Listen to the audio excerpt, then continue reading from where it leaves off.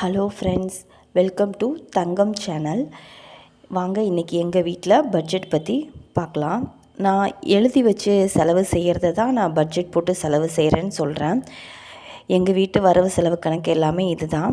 மாத சம்பளம் 10,000 ரூபாய் தாங்க. ரொம்ப பெரிய வேலையெல்லாம் கிடையாது. அமௌண்ட்டு பெரிய ஒரு ஸ்டாண்டர்டான ஃபேமிலியும் கிடையாதுங்க. மிடில் கிளாஸ் ஃபேமிலி தான். இதுக்குள்ளே தான் நாங்கள் வந்து செலவு செஞ்சாகணும். வாங்க எங்கள் வீட்டு பட்ஜெட் பார்க்கலாம். என் ஹஸ்பண்டோட சம்பளம் வந்து 10,000 ரூபாங்க. அதில் அவங்க வந்து பாதியாக எனக்கு 5,000 ரூபாய் கொடுத்துருவாங்க. அதுக்குள்ளே நான் ஓரளவுக்கு செலவு செஞ்சுக்கிடணும். அதை அவங்க மீதி பணத்தை என்ன செய்கிறாங்க அப்படிங்கிறதையும் நான் உங்களுக்கு சொல்கிறேன். அவங்க கொடுக்குற 5,000த்தில் வந்து நான் வந்து மளிகைக்கு வந்து 2,000ங்க, பாலுக்கு வந்து 600 மாதத்துக்கு நான் சொல்கிறது. எப்படி உங்களுக்கு பால் கட்டுப்படி ஆகுதுன்னு கேட்காதீங்க. அது வந்து ஒரு நாளைக்கு 1/2 லிட்டர் தான் வாங்குவோம். அதுக்காக டீ காஃபிலாம் குடிக்காமல் இல்லை, நான் டீ ரொம்ப குடிப்பேன். கொஞ்சமாக, அதாவது 1/2 டம்ளர் 1/4 டம்ளர் இது மாதிரி போட்டு குடிச்சிக்கிறது.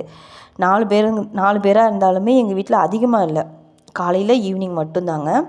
அப்புறம் ஸ்நாக்ஸுக்கு எக்ஸ்ட்ரா அந்த கை செலவு, இந்த நோட்டு பென்சில் இது மாதிரி வாங்குறதுக்கெலாம் 500 ரூபாய் தனியாக எடுத்து வச்சுருவேன். காய்கறிக்கு வந்து 500 ரூபாய்ங்க.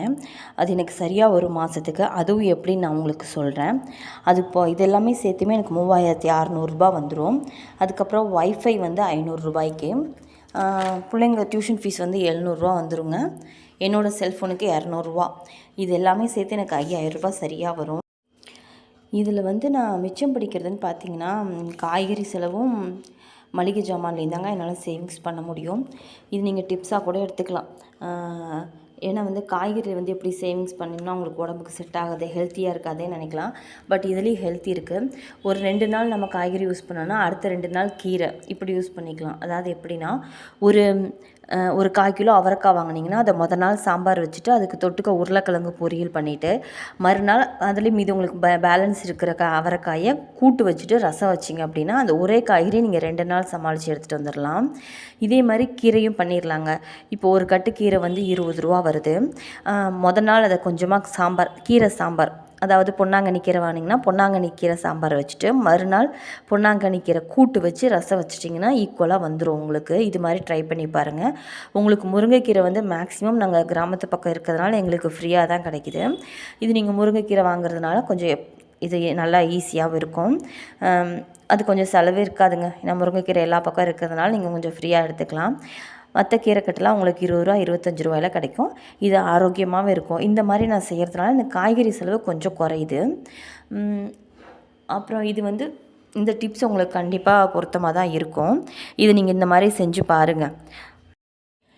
என்ன பட்ஜெட் போட்டு செலவு பண்ணுறேன்னு சொல்லிட்டு முக்கியமாக 2 செலவுகளை பற்றி சொல்லவே இல்லையேன்னு யோசிக்கலாம். அது வந்து சிலிண்டரும் கரண்ட் பில்லு தானுங்க. இது வந்து 2 மாதத்துக்கு ஒரு தடவை வரும். இது வந்து அவங்களுடைய செலவு. நான் சொன்னேன் பார்த்தீங்களா, அவங்க எனக்கு 5,000 தான் கொடுப்பாங்க, பேலன்ஸ் அவங்க கையில் வச்சுருப்பாங்க. 2 மாதத்துக்கு ஒரு தடவை அவங்க சிலிண்டரு, கரண்ட் பில்லு, பெட்ரோல் செலவு இதெல்லாம் அவங்க செலவு பண்ணது போக மீதி வர அமௌண்ட்டை அவங்க அப்படியே பேங்க்கில் போட்டுருவாங்க பிள்ளைங்க ஸ்கூல் ஃபீஸுக்காக. உங்களுக்கு கொஞ்சம் ஸ்கூல் ஃபீஸ் அதிகமாக வரதுனால அவங்க அது மாதிரி சேவிங்ஸ் பண்ணிக்குவாங்க. எங்களுக்கு வந்து வாடகை வந்து கிடையாதுங்க. நான் அதை பற்றி சொல்கிறேன். இப்போ அவங்களுடைய செலவுகள் பார்த்திங்கன்னா, சிலிண்டருக்கு 2 மாதத்துக்கு ஒரு தடவை 1,000 ரூபா, கரண்ட் பில் 350 ரூபா, 2 சேர்த்து உங்களுக்கு 1,350.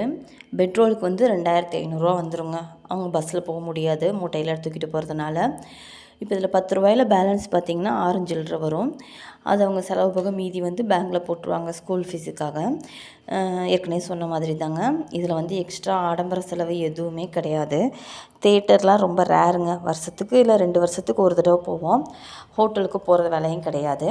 பசங்க ஏதாவது விருப்பப்பட்டு கேட்டாங்கன்னா மாதம் இல்லை 2 மாதம் இல்லை 3 மாதத்துக்கு ஒரு தடவை புரோட்டா, சமோசா இது மாதிரி அடிக்கடி அவங்க வாங்கி கொடுப்பாங்க. இதில் வந்து தீபாவளி பொங்கல் டைம் கொஞ்சம் நெருக்கடியாக இருக்கும். பட் சமாளிச்சிருவாங்க, அது பழகி போச்சு. எக்ஸ்ட்ராலாம் பெரிய கடன்லாம் எதுவும் கிடையாதுங்க. அதெல்லாம் அவங்க சமாளித்து விட்ருவாங்க. இதில் என்னோடய சேவிங்ஸ்னு பார்த்தீங்கன்னா மளிகை ஜாமான்லாம் என்னால் முடிஞ்ச அளவுக்கு சேவிங்ஸ் பண்ணிவிடுவேங்க. அதாவது எப்படின்னா மாதத்துக்கு 2000 ரூபாய்க்கு வாங்கினேன்னு வச்சுக்கோங்க, அடுத்த மாதம் ஒரு 10 நாள் எக்ஸ்ட்ரா இழுத்துட்டு வருவேன். அப்படி இல்லைன்னா அடுத்த மாதம் 1500 ரூபாய்க்கு வாங்குற மாதிரி குறைச்சி கொண்டு வந்துடுவேங்க. அப்புறம் ரேஷனில் வாங்குகிற பருப்பு அரிசி ஆயிலு எல்லாமே யூஸ் பண்ணிக்குவேன். இது மாதிரி மளிகை ஜாமான்லாம் முடிஞ்ச அளவுக்கு ஒரு 500 ரூபாயாவது மாதம் மாதம் குறைச்சி கொண்டு வரதுக்கு நான் பார்த்துருவேன். இது வந்து வாடகை வீடு கிடையாதுங்க, போக்கியத்துக்கு அதாவது அக்ரிமெண்ட் போட்டு இருப்பாங்கள்ல அந்த வீடு தாங்க. அதனால் எங்களுக்கு வாடகை பிரச்சனை இல்லை. அப்புறம் இந்த 50-30-20 ரூல்ஸ்ன்னு சொல்லுவாங்கள்ல, பட்ஜெட் ரூல்ஸ், அது வந்து நான் ட்ரை பண்ணி பார்த்தேன். எனக்கு செட் ஆகலை. உங்களில் யாராவது அந்த 50-30-20 ரூல்ஸ் சேவிங்ஸ் ரூல்ஸ் கமெண்ட்டில் சொல்லுங்கள். நான் போடுற பட்ஜெட் உங்களுக்கு பிடிச்சிருந்தாலும் கமெண்ட்